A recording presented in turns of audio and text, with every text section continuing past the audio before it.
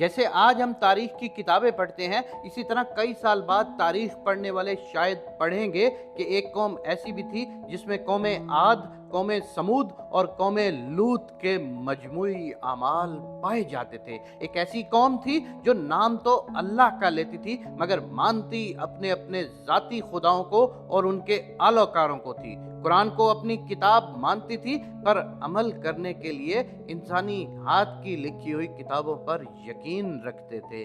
ایک ایسی قوم تھی جس کو تعلیم صرف جاہل بنانے کے لیے دی جاتی تھی۔ ان کے حکمران بادشاہوں کی طرح زندگی گزارتے تھے مگر اس قوم کے نچلے طبقے کے پاس ایک وقت کھانے کو روٹی نہیں ہوتی تھی۔ مورخ ضرور لکھے گا کہ اس قوم کا انصاف بکتا تھا، طاقتور کے لیے علیحدہ قانون اور غربا کے لیے الگ قانون تھا۔ اس قوم کے قاضی انہی کی طرح کرپٹ اور انصاف سے عاری تھے۔ مورخ ضرور لکھے گا کہ اس قوم کے سیاستدان خود غرض، نااہل اور بے حس تھے مگر یہ قوم ایسے سیاستدانوں کو اپنا مسیحا سمجھتی تھی اور ان کے لیے ایک دوسرے کی گردن کاٹنے کو بھی تیار ہو جاتی تھی۔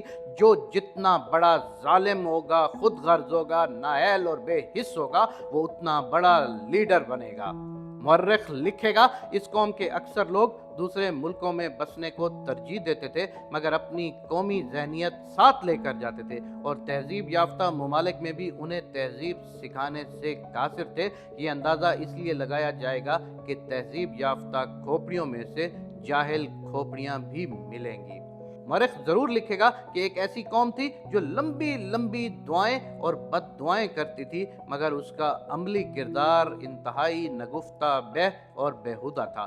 دشمنوں کا مقابلہ سائنس اور ٹیکنالوجی میں کرنے کی بجائے ابابیلوں کی منتظر رہتی تھی، اگرچہ کعبہ ان کے ملک میں نہیں تھا۔ ایک ایسی قوم تھی جس میں حرام خور عزت دار کہلاتے تھے اور محنت کر کے کھانے والے کمین کہلاتے تھے۔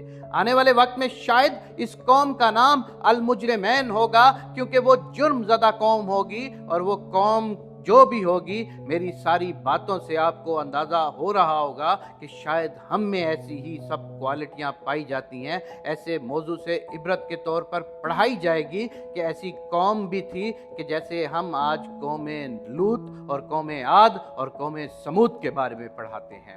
اللہ تبارک و تعالیٰ سے یہ دعا ہے کہ میرے پاک پروردگار ہمیں اس بےہودہ قوم سے بچ نکلنے کی توفیق عنایت فرما۔ میرے پاک پروردگار ہمیں خود کے لیے اور اپنے ملک پاکستان کے لیے کرنے کی توفیق عنایت فرما۔ آمین یا رب العالمین۔